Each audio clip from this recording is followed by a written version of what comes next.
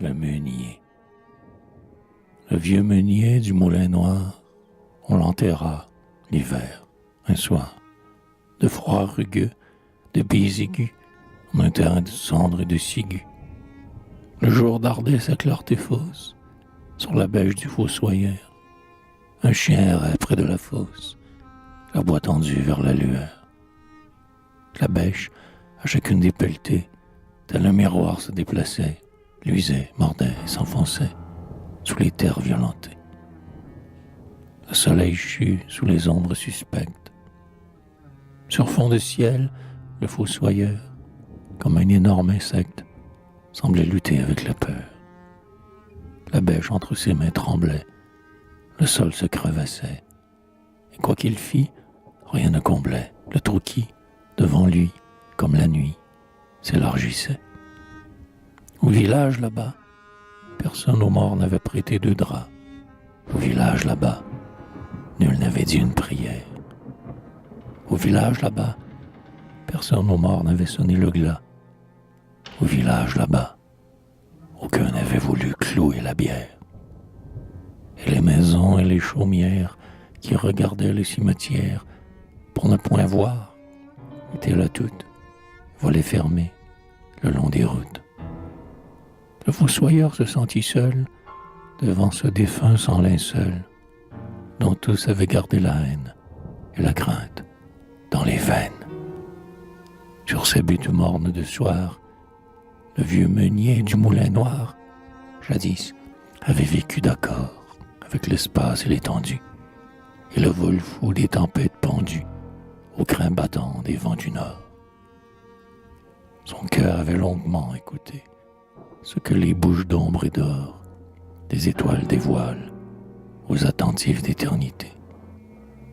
Le désert gris des bruyères austères l'avait cerné de ce mystère.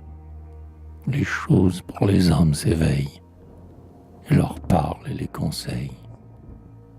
Les grands courants qui traversent tout ce qui vit étaient, avec leur force, entrés dans son esprit, si bien que par son âme isolée et profonde, tout simple avait senti passer et fermenter le monde. Les plus anciens ne savaient pas depuis quel jour, loin du village, il perdurait là-bas, guettant l'envol et les voyages, et les signes des feux dans les nuages. Il effrayait par le silence, dont il avait, sans bruit, tissé son existence. Il effrayait encore par les yeux d'or de son moulin tout à coup clair, la nuit. Et personne n'aurait connu son agonie, et puis sa mort n'étaient que les 4 ailes qui l'agitaient vers l'inconnu, comme des suppliques éternelles. Ne s'était, un matin, définitivement fixé, noir et immobilisé, telle une croix sur un destin. Le fossoyeur voyait l'ombre et ses houles grandir comme des foules, et le village et ses closes fenêtres se fondre au loin et disparaître. L'universelle inquiétude peuplait de cris la solitude. En voile noir et brun, le vent passait comme quelqu'un. Tout le vague des horizons hostiles se précisait en frôlement fébrile, jusqu'au moment où, les yeux fous, jetant sa bêche n'importe où, avec les bras multiples de la nuit en menace, derrière lui, comme un larron, il s'encourut. Alors, le silence se fit total par l'étendue. Le trou parut géant dans la terre fendue, et rien ne bougea plus.